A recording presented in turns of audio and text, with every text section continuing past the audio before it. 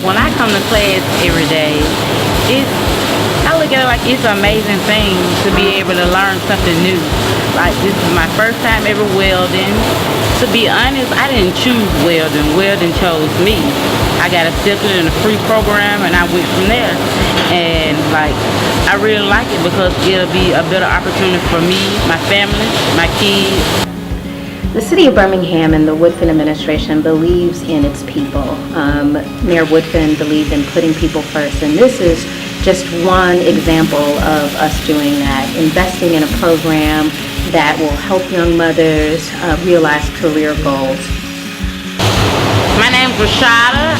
I'm a welder and I found my place at Jefferson State.